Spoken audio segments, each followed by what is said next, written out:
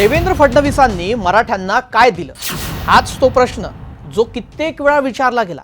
ज्या जरांगे पाटलांनी मराठा आरक्षणाचा प्रश्न लावून धरला, त्या जरांगे पाटलांनीही वेळोवेळी देवेंद्र फडणवीसांचं कौतुक केलं आणि टीकाही केली।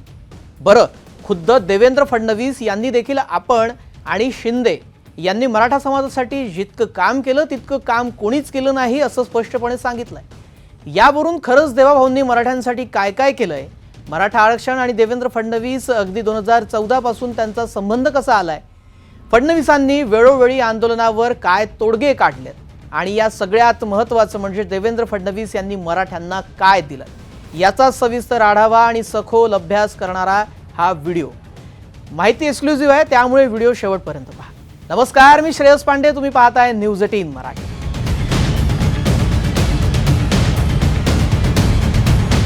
फडणवीस सत्तेत आल्यापासून मराठा आरक्षणाचा प्रवास कसा राहिलाय ते आधी आपण जाणून घेऊया। 2014 साली काँग्रेस राष्ट्रवादी सरकारने दिलेल्या 16% मराठा आरक्षणाला बॉम्बे हायकोर्टाने स्थगिती दिली होती। यानंतर देवेंद्र फडणवीस मुख्यमंत्रीपदी विराजमान झाले। फडणवीस सरकारने सुप्रीम कोर्टामध्ये अपील केलं। आरक्षण टिकवण्यासाठी अतिरिक्त डेटा गोळा करण्याची प्रक्रिया सुरू केली आणि सगळ्यात महत्त्वाचं म्हणजे राज्य मागासवर्ग आयोगाला त्यांनी सक्रिय केलं। त्यावेळी फडणवीसांचं मत होतं की मराठा समाज शैक्षणिक आणि मागासदृष्ट्या मागास असल्याचं सिद्ध झाल्यावरच हे आरक्षण टिकू शकेल। त्या दृष्टीने त्यांनी प्रयत्नही केले। 2015 आणि 16 या साली मागासवर्ग आयोगानं डेटा जमा केला। यात मराठा समाजाचा सामाजिक, आर्थिक आणि शैक्षणिक अभ्यास करण्यात आला। लाखो मराठा कुटुंबियांची खरी परिस्थिती त्यावेळेला यातूनच समोर आली। याच काळामध्ये राज्यामध्ये मराठा क्रांती मोर्चे सुरू झाले होते। अख्खा जगाचं लक्ष वेधणारे मूक मोर्चे त्यावेळी महाराष्ट्रातल्या प्रत्येक जिल्ह्यातून निघत होते। अत्याचारांच्या गोष्टी येऊ लागल्या, अत्याचारांना फाशी द्या, आरक्षण द्या, ॲट्रॉसिटी कायद्यातील गैरवापरावर चर्चा करा, असे अनेक मागण्यासह हे मोर्चे प्रत्येक जिल्ह्यामध्ये धडकत होते। फडणवीसांनी यावेळी सरकारनं आंदोलनकर्त्यांशी संवाद साधला। त्यांनी गरीब मराठा विद्यार्थ्यांसाठी सवलती देण्याचं, भरती प्रक्रियेमध्ये दिलासा देण्याचं मान्य केलं। त्यानुसार 2016-17 साली सारथी या संस्थेची स्थापना करण्यात आली। सारथी म्हणजे छत्रपती शाहू महाराज संशोधन, प्रशिक्षण आणि मानव विकास संस्था। फडणवीस सरकारचा हा आत्तापर्यंतचा सगळ्यात मोठा इन्स्टिट्यूशनल निर्णय होता, कारण या संस्थेच्या माध्यमातून मराठा विद्यार्थ्यांना UPSC MPSC कोचिंग क्लासेस, परदेश शिक्षण, गरजू विद्यार्थ्यांना स्कॉलरशिप, त्यांना हॉस्टेलची सोय आणि करिअरचं मार्गदर्शन मिळणार होतं। यानंतर याच संस्थेच्या माध्यमातून अनेक अधिकारी तयार झाल्याचा दावा देखील भाजपनं केला। यानंतर पुन्हा 2019च्या विधानसभा निवडणुकीच्या तोंडावर मराठा आंदोलन पेटलं। पुन्हा लाखोंचे मूक मोर्चे निघाले आणि त्यात काळातही फडणवीस सरकारनं आंदोलकांवरील अनेक गुन्हे मागे घेण्याचा निर्णय घेतला। विद्यार्थ्यांच्या शिष्यवृत्तीमध्ये वाढ करण्यात आली, आर्थिक महामंडळांना निधी वाढवला आणि सगळ्यात महत्त्वाचं म्हणजे स्वतः देवेंद्र फडणवीस यांनी पंढरपूरचा दौरा रद्द केला। मराठा आंदोलनामुळे तणाव वाढू नये म्हणून फडणवीसांनी आषाढी एकादशीचा हा पंढरपूरचा दौरा रद्द केला होता। फडणवीसांच्या या कृतीतून मराठा आंदोलनाचा आदर ते करतात हे दिसून आलं होतं। याच आंदोलनानंतर फडणवीस सरकारनं ऐतिहासिक निर्णय घेतला। त्यांनी मराठा समाजाला 16% आरक्षण दिलं।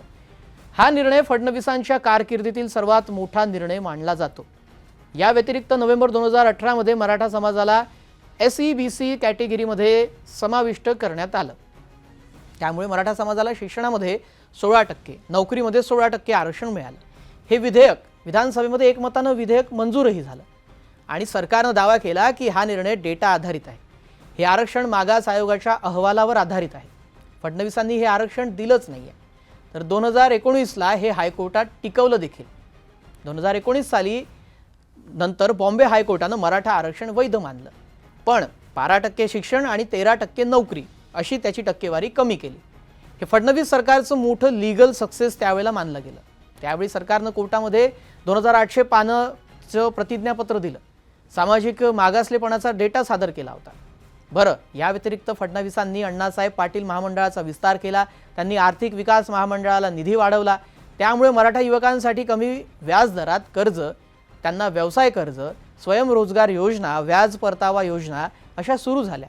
नंतर 2025-26 मध्ये ही या महामंडळासाठी शेकडो कोटींची तरतूद असल्याचंही सांगण्यात आलं। यानंतर महाविकास आघाडी सरकार काळामध्ये सुप्रीम कोर्टात मराठा आरक्षण रद्द झालं।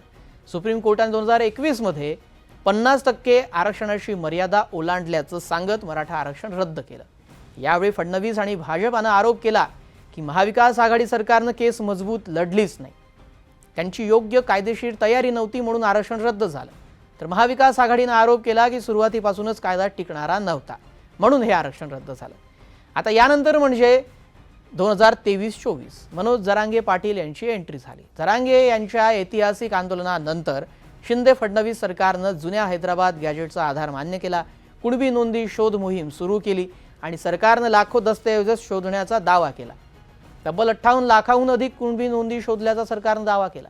त्याचबरोबर सगळे सोयरे कायद्याचा GR, प्रमाणपत्र प्रक्रिया, 90 दिवसामध्ये पडताळणी अशा प्रक्रिया सुरू झाल्या। 2024 सालीच शिंदे फडणवीस सरकारच्या कार्यकाळामध्ये 10% नवीन आरक्षण मराठ्यांना लागू करण्यात आलं। विशेष अधिवेशन बोलावून मराठा समाजासाठी स्वतंत्र 10% आरक्षणाचा कायदा मंजूर झाला। यासाठीही सरकारनं नवीन मागास आयोगाच्या अहवालाचा आधार घेतला होता। यावेळी फडणवीसांनी जाहीर केलं होतं की मराठा आरक्षणाअंतर्गत पोलीस भरतीमध्ये जागा, शैक्षणिक प्रवेश लाभ, सरकारी नोकरीत प्रतिनिधित्व दिलं जाईल। आंदोलनकर्त्यांवरील गुन्हे मागे घेण्याची प्रक्रिया देखील सुरू केली जाईल।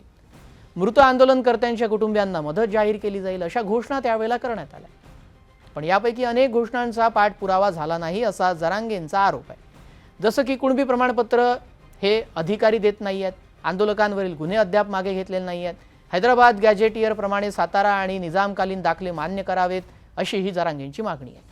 या मागण्या पूर्ण करण्यासाठी जरांगे पुन्हा एकदा 30 मेला उपोषणाला बसणार आहे। आता यावेळीही फडणवीस मागण्या मान्य करून मराठ्यांचं वादळ शांत करणार का हे पाहणं महत्त्वाचं आहे। तुर्तास मराठा आरक्षण, देवेंद्र फडणवीस यांच्या या इतिहासाबाबत तुम्हाला काय वाटतं कमेंट करून नक्की कळवा। भेटूयात पुढील नव्या एका माहितीपूर्ण व्हिडिओसह। नमस्कार।